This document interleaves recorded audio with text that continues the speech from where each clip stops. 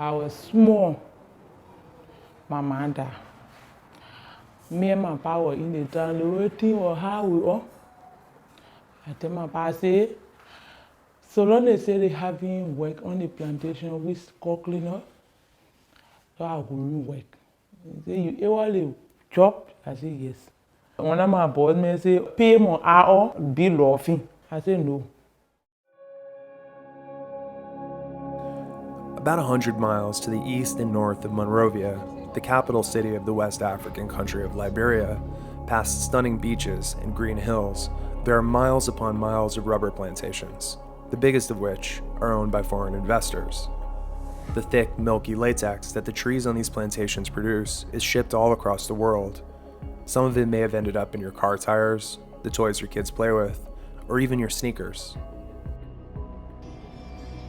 One of the biggest rubber plantations in this area is this one, owned by the Belgian and French Salala Rubber Corporation.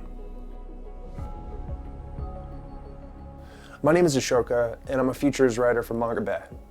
Earlier this year, I traveled to Liberia to report on a complaint that 22 communities there had filed against Salala with the International Finance Corporation, one of the world's biggest development banks. Last year, a source of ours passed us a copy of that complaint, which detailed allegations of land grabbing, pollution of waterways, desecration of sacred sites, and widespread sexual harassment of female workers. So we decided to go to Liberia to take a look at the complaint for ourselves. It takes a few hours to drive from Monrovia to this part of Liberia. Back in the 1950s, this used to be a thick rainforest. But during a rush to break the British monopoly on the global rubber trade, companies from America and other parts of Europe started investing in rubber plantations here. One of them is now owned by a company called Socfin, which has a long history in West and Central Africa. Its roots stretch all the way back to the Belgian Congo, where its founder, Adrian Halle, first learned his way around the commodities trade.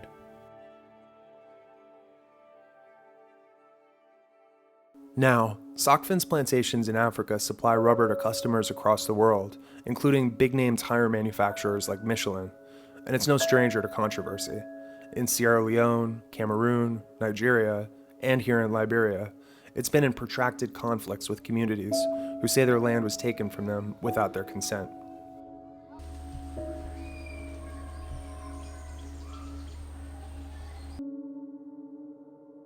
My guide on this trip was Radiatu Conple, along with her colleagues at Liberia's Natural Resource Women's Forum.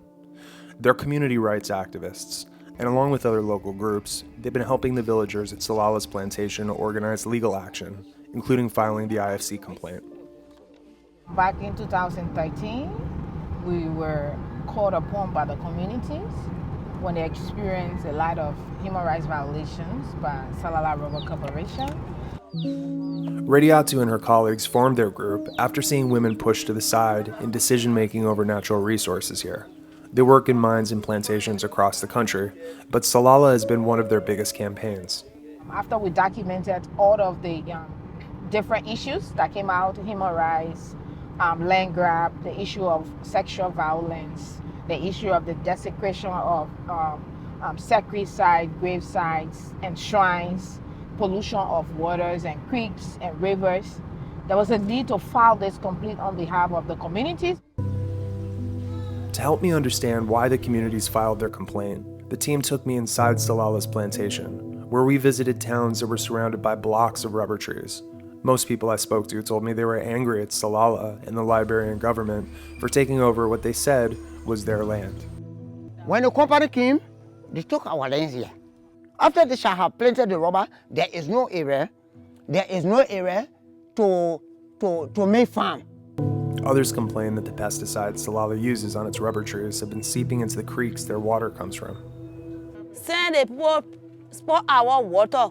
We were drinking running water over there. They spoil Isa because they can use medicine on the river. When it rains, the medicine come inside the water. When we drink it, send them coming.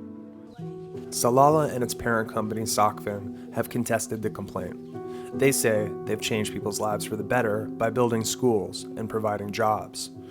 That's a common argument made by agribusinesses here in West Africa and across the world. But many people here don't see it that way. The school fee, before you go there, you got to pay. the key at the top, swim more. Oh, will do there for you, you're the citizen.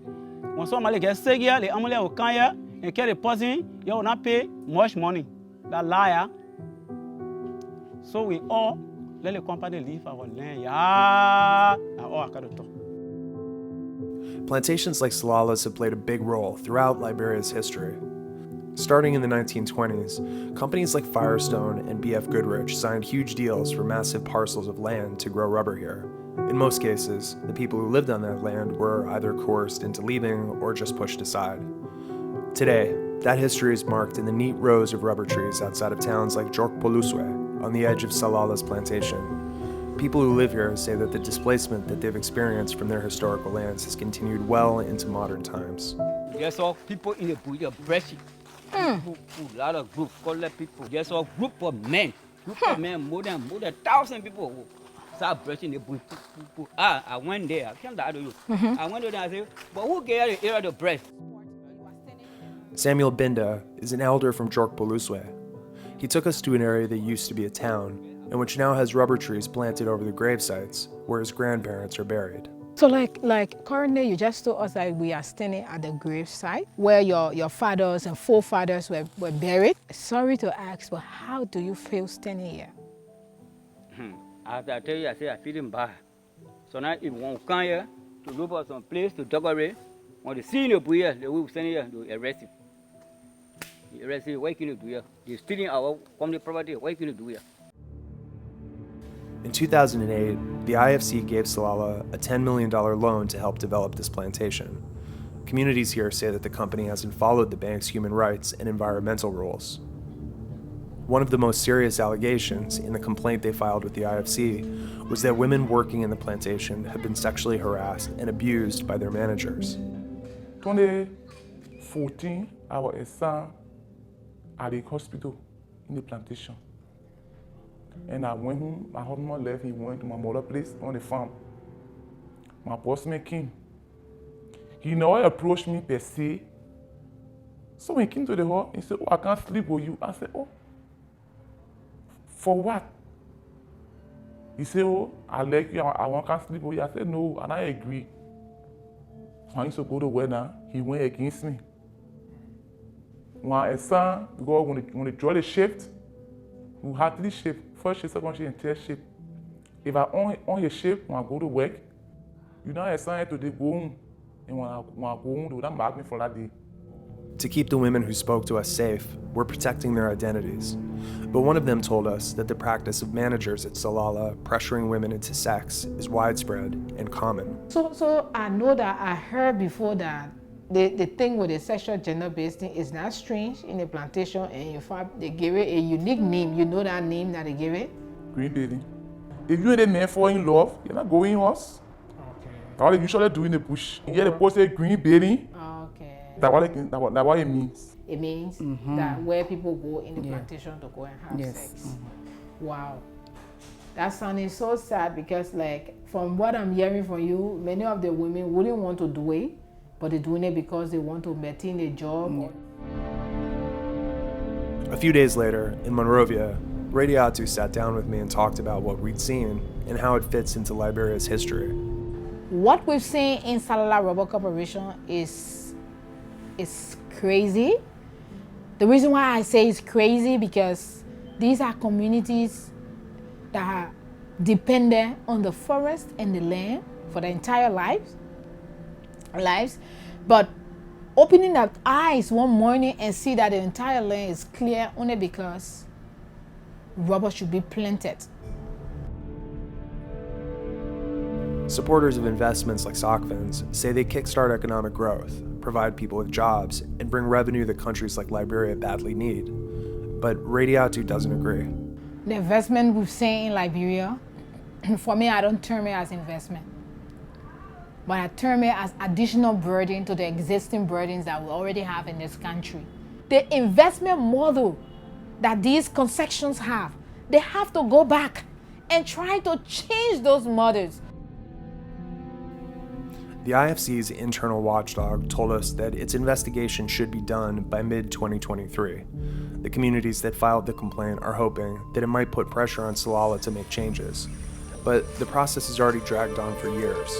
As they wait for an answer, for some, patience is wearing thin. We want our land back. We want our land back. The company must give our land back to all.